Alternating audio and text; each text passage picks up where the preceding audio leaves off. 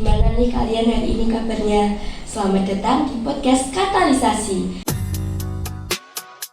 Ngobrol bareng, belajar bareng bersama saya Rensi. Nah, hari ini kita kedatangan dua narasumber yang super keren. Siapa sih? Mari kita kenalan dulu nih sama dua narasumber kita. Oke, nama saya Rupane Emanuel Mananta. Dan ini teman saya. Hai semua, nama aku Priscilla Avanda Putri. Kita udah kenalan nih sama Mas Nevanda sama Mbak Priska. Hari ini kita akan membahas topik yang super keren nih. Apa sih? Kita akan membahas tentang revolusi industri. Sebelum kita membahas lebih lanjut tentang revolusi industri, mari kita mengenal lebih dulu tentang pengertian dari revolusi industri. Silahkan. Oke, jika menurut saya itu revolusi industri adalah sebuah periode perubahan besar dalam teknologi, ekonomi, dan masyarakat yang dimulai pada abad ke-18 di Inggris, lalu menyebar ke seluruh berbagai belahan dunia. Nah, tadi ini kan kita udah dengar nih, apa sih revolusi industri menurut Mas Novanda? Kita tanya nih sama Mbak Priska.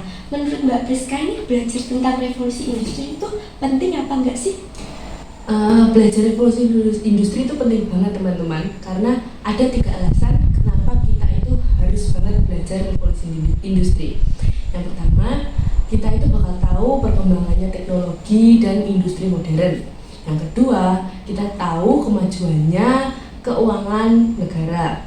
Yang ketiga, kita dapat mengerti bagaimana dampaknya pada sosial dan politik. Nah, kan udah dengar nih pengertian sama seberapa pentingnya kita belajar tentang revolusi industri. Kita belajar juga yuk mengenai sejarah revolusi industri. Sekarang kan kita udah ada di era revolusi industri yang ke 4.0. Sebelumnya gimana sih perjalanan revolusi industri itu? Oke, dimulai dari yang pertama, yaitu revolusi 1.0. Revolusi 1.0 ini telah ditemukannya penemuan mesin uap oleh James Watt. Mesin ini sangat efisien, bahkan lebih efisien dari manusia ataupun hewan. Dan mesin ini pun bisa memproduksi barang yang lebih banyak daripada manusia ataupun hewan. Lalu apa sih dampaknya? Oke, dampaknya bagi masyarakat itu banyak masyarakat pindah dari pedesaan ke perkotaan untuk bekerja di pabrikan. Oke, selanjutnya adalah revolusi industri 2.0. Revolusi industri 2.0 ini menerapkan sistem elektrifikasi dan produksi massal. Penemuan listrik memungkinkan pabrik beroperasi lebih efisien dan memproduksi lebih banyak.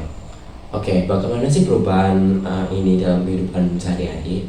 Oke, elektrifikasi itu membawa perubahan yang sangat besar dalam kehidupan sehari-hari, seperti penerangan listrik di rumah dan perkembangan alat-alat rumah tangga. Oke, selanjutnya saya lanjutkan ke Priska. Selanjutnya ada revolusi industri 3.0. Ini didorong oleh perkembangan komputer dan teknologi informasi. Otomatisasi proses produksi menjadi lebih umum dan komputer mulai digunakan untuk mengontrol mesin-mesin pabrik. Dampaknya tentu sangat besar. Otomatisasi itu dapat mengurangi biaya produksi, namun juga memiliki kekurangan, yaitu banyak tenaga manusia yang digantikan oleh mesin. Dan yang terakhir ada revolusi industri 4.0, ditandai dengan integrasi teknologi digital seperti IoT, AI, dan Big Data masuk ke dalam proses produksi. Ini tentu sangat membuat banyak pabrik menjadi lebih cerdas dan efisien. Dampaknya tentu sangat luas. Dalam bidang kesehatan, AI digunakan untuk perawatan dan diagnosis pasien. Seperti yang udah dijelasin oleh dua narasumber kita, revolusi industri pertama ditandai dengan adanya mesin uap, yang kedua kelistrikan, yang ketiga teknologi informasi dan komputer, dan yang keempat adalah AI atau teknologi digital. ya. Nah, kan udah dijelasin nih kira-kira untuk masa depan nih setelah revolusi industri keempat dari narasumber kita tuh ada nggak sih kayak prediksi atau gambaran masa depannya tuh kita akan kayak gimana? Oke, untuk prediksi masa depan ada nih, yaitu adalah revolusi industri 5.0. Kita akan memungkinkan akan fokus pada kolaborasi antara manusia dan robot. Teknologi seperti robot kolaboratif dan AI yang lebih cerdas itu akan menjadi lebih umum. Lalu bagaimana sih kita mempersiapkan diri untuk masa depan ini? Pendidikan dan pelatihan itu akan menjadi kunci. Kita akan perlu terus belajar dan beradaptasi dengan teknologi baru untuk tetap relevan di dunia kerja yang terus berubah. Oke, seperti itulah gambaran masa depan pada revolusi industri 5.0.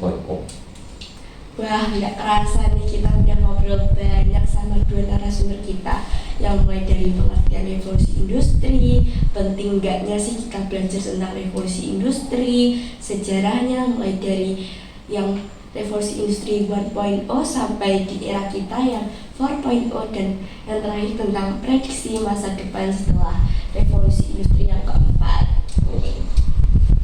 Semoga ilmu dari dua narasumber kita ini dapat bermanfaat untuk kalian semua. Silakan bila narasumber ini mengucapkan sepatah dua patah untuk para penonton.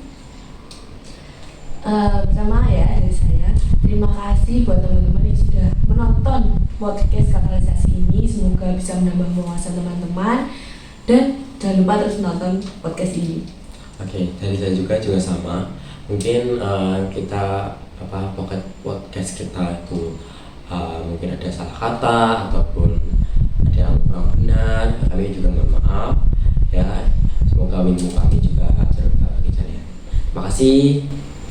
Oke, kita kembalikan kepada host. Sekian untuk hari ini, sampai jumpa teman-teman.